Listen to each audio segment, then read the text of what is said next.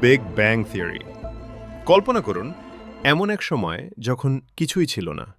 ছিল না কোনো নক্ষত্র, কোনো গ্যালাক্সি, এমনকি আমাদের এই পৃথিবীও নয়। আজকের বিজ্ঞান বলছে প্রায় ১৩.৮ বিলিয়ন বছর আগে এক বিশাল মহাজাগতিক ঘটনার মাধ্যমে আমাদের মহাবিশ্বের সূচনা হয়। আমরা একে বলি বিগ ব্যাং বা মহাবিস্ফোরণ তত্ত্ব। কিন্তু প্রশ্ন হল, এই তত্ত্বের সঙ্গে কি পবিত্র কুরআনের কোনো মিল খুঁজে পাওয়া যায়? ইসলাম এই মহাবিশ্বের সৃষ্টি সম্পর্কে কি বলে? নাইস নলেজের আজকের ভিডিওতে আমরা জানব আধুনিক বিজ্ঞান এবং কুরআনের কিছু আয়াত নিয়ে আলোচনা। বিগ ব্যাং থিওরি অনুযায়ী আমাদের মহাবিশ্ব একসময় অত্যন্ত ঘন এবং উত্তপ্ত অবস্থায় ছিল। এরপর মহাবিশ্ব প্রসারিত হতে শুরু করে। ধীরে ধীরে এটি ঠান্ডা হতে থাকে এবং কোটি কোটি বছর ধরে তৈরি হয় নক্ষত্র, গ্যালাক্সি এবং গ্রহ। তবে এখানে একটি বিষয় জানা জরুরি। বিগ ব্যাং মানে কোনো সাধারণ বিস্ফোরণের মতো কিছু নয়, বরং এটি হল মহাবিশ্বের স্থান বা স্পেসের নিজেই প্রসারিত হওয়ার একটি ধারণা। এখন আসা যাক কুরআনের দিকে।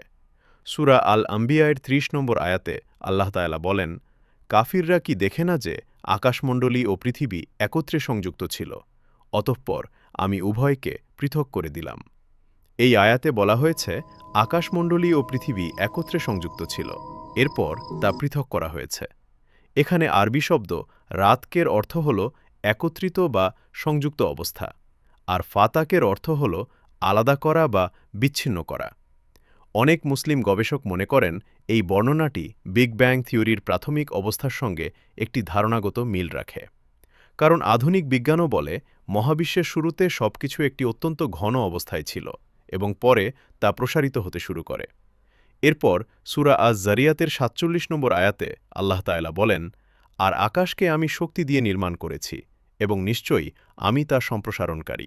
এখানে সম্প্রসারণ শব্দটির অর্থ হল কোনো কিছু ধীরে ধীরে বড় হওয়া, ছড়িয়ে যাওয়া বা বিস্তৃত হওয়া। বর্তমান বিজ্ঞান বলছে মহাবিশ্ব এখনও প্রসারিত হচ্ছে। বিজ্ঞানীরা পর্যবেক্ষণ করেছেন যে দূরের অনেক গ্যালাক্সি আমাদের থেকে দূরে সরে যাচ্ছে।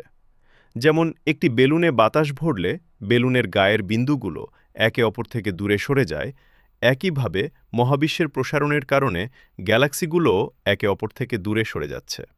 এই কারণেই অনেক মুসলিম গবেষক সূরা আজ-জারিয়াতের এই আয়াতকে মহাবিশ্বের সম্প্রসারণের ধারণার সঙ্গে সম্পর্কিত বলে ব্যাখ্যা করেন। তবে এখানে একটি গুরুত্বপূর্ণ বিষয় মনে রাখা দরকার।